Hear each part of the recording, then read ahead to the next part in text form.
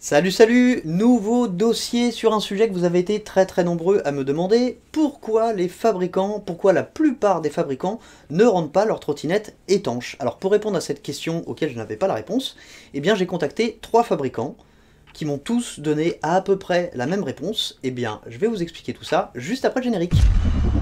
Les trottinettes électriques, impossible de leur échapper, elles sont partout.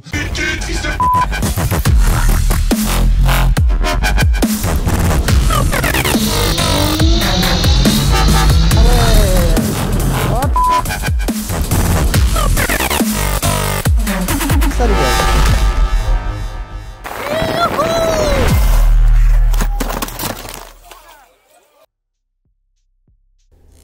Avant de commencer, comme d'habitude, je tiens à remercier tous les abonnés, les nouveaux abonnés. Merci beaucoup. Ça fait super plaisir, vous êtes de plus en plus nombreux. Bah, n'hésitez pas à continuer à vous abonner juste ici et à me suivre sur Instagram, juste là. Bah, pour la promo, on va s'arrêter là. Alors, la première question, y a-t-il une obligation de la part des fabricants de fabriquer des trottinettes étanches? Vous vous doutez bien de la réponse, c'est non. Contrairement aux véhicules réceptionnés administrativement, les trottinettes n'ont pas d'obligation à être IPX4, IPX5. D'ailleurs, à ce sujet, restez bien jusqu'à la fin de la vidéo, puisqu'à la fin de la vidéo, je vais vous donner le tableau d'indice IP pour bien comprendre à quoi correspondent ces chiffres. Légalement, les trottinettes sont assimilées aux produits électroniques de plus de 36 volts. Il n'y a donc aucune obligation de rendre le produit étanche, contrairement à tous les autres véhicules qui sont réceptionnés. Les seules obligations pour un fabricant de trottinettes électriques pour pouvoir vendre sur le sol européen, c'est de disposer d'un marquage CE qui autorise l'importation sur le sol européen. Attention, un CE ne veut pas dire que la trottinette est homologuée. Un CE, un marquage CE, veut dire que la vente est autorisée sur le sol européen. Ça n'a rien à voir avec une pseudo-homologation du véhicule. En vrai, il n'y a pas vraiment de critères pour homologuer une trottinette. Ce qu'il faut, c'est qu'elle respecte la définition d'une trottinette dans le décret EDPM. En gros, il faut qu'elle fasse moins d'1,65 m, il faut qu'elle dispose de catadiap sur les côtés, de freins, d'éclairage à l'avant, à l'arrière, et d'un bridage électronique par construction à 25 km/h.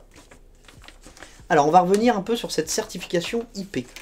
Pourquoi elle n'est pas passée plus souvent que ça? Eh bien déjà, la certification IP, c'est pas un service qui est gratuit, c'est un service qui est payant. Alors, vous allez me dire, un fabricant de trottinette est censé avoir de quoi payer cette certification, et là je suis entièrement d'accord avec vous. Mais ce que les fabricants m'ont dit, c'est qu'il y a d'autres raisons. On va commencer par les limitations physiques. Alors, au-delà du coût de la certification IP, il y a des limitations physiques. Un moteur rendu étanche sera nettement moins efficient qu'un moteur qui n'est pas étanche. Pourquoi? Parce que les joints, etc., vont faire qu'il y a plus de frottement sur le moteur, et on va perdre 10 à 15% de rendement, aussi bien au niveau du couple que de l'autonomie, que de la vitesse max, par rapport à un homologue qui, lui, n'est pas étanche. Donc moins d'autonomie, de couple, de Vmax. La seconde limitation physique, dans le cas d'une trottinette rendue étanche et certifiée IP, c'est que pour garantir cette étanchéité, il y a un entretien à faire côté client. Le client doit resserrer lui-même le pressé-toupe, vérifier les joints chaque année, et ça c'est quelque chose que la plupart des clients ne vont pas faire, et le fabricant ne peut pas d'un côté obliger le client à le faire, mais s'il ne le fait pas, et bien du coup la garantie est caduque. Donc on en vient au deuxième point, pourquoi les constructeurs ne rendent pas plus souvent leur trottinette étanche? Et bah, c'est une question de garantie aussi.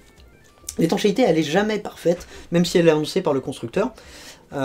Du coup, si jamais il y a une infiltration alors que le constructeur a passé sa certification IP, eh bien, au niveau de la garantie, c'est lui qui l'a dans l'os, puisqu'il n'a pas moyen de prouver que le client n'a pas fait l'entretien. Donc du coup, ça ne leur plaît pas. Au moins avec une trottinette qui n'est pas certifiée IP54, si le client a le moindre problème, une infiltration, eh bien le constructeur peut s'en laver les mains et dire « Ah bah oui, mais ma trottinette n'était pas étanche, vous avez roulé dans de mauvaises conditions ». Voilà, c'est pas une raison plaisante, je suis d'accord avec vous, mais c'est une réalité. Et ça, c'est quelque chose que les 3 fabricants que j'ai contactés m'ont dit. C'est exactement la même chose, c'est une histoire de garantie. La seconde chose, c'est qu'avec un produit certifié IP54, bah, le client est en confiance avec un produit censé être étanche. Mais déjà, la plupart des gens ne connaissent pas vraiment la valeur d'un tableau IP. IP54 par exemple, ça ne veut pas dire étanche à l'immersion, ça veut dire, je vais vous dire ça exactement, protégé contre les projections d'eau de toute direction. Projection d'eau, ça n'a rien à voir avec une grosse pluie. Voilà. La dernière chose, toujours dans le cadre des garanties, c'est que rendre une trottinette étanche, c'est encourager d'une manière les utilisateurs à rouler sous la pluie et donc statistiquement d'avoir plus d'accidents, chose que la plupart des constructeurs ne veulent pas, bien évidemment. En conclusion, les fabricants préfèrent proposer des produits sans indice IP pour se couvrir en cas d'infiltration d'eau. En effet, il est plus simple pour eux de dénoncer un mauvais usage quand il est dit explicitement que la trottinette n'est pas étanche, alors qu'à l'inverse, si le produit est dit étanche, il doit le rester jusqu'à la fin de sa période de garantie. Mais si le produit est étanche, cela nécessite un entretien côté client qui, d'après le constructeur, ne sera pas fait et en cas de litige, le point sera difficile à prouver. Dernier point qui fait reculer un petit peu les fabricants, eh bien c'est le coût de la certification IP. Alors, pour finir, je vais vous expliquer un petit peu comment fonctionne cet indice IP.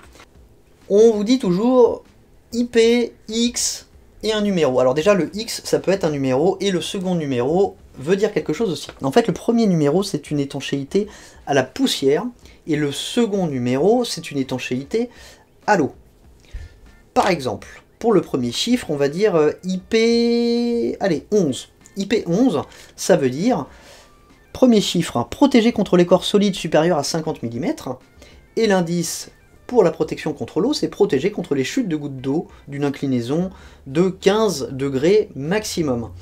Donc, pour l'eau, donc c'est le deuxième chiffre, c'est gradué de 0 à 9. L'immersion va commencer au chiffre 7. Tout ce qui est en dessous, c'est pas vraiment de l'immersion, donc c'est pas vraiment étanche, c'est une protection.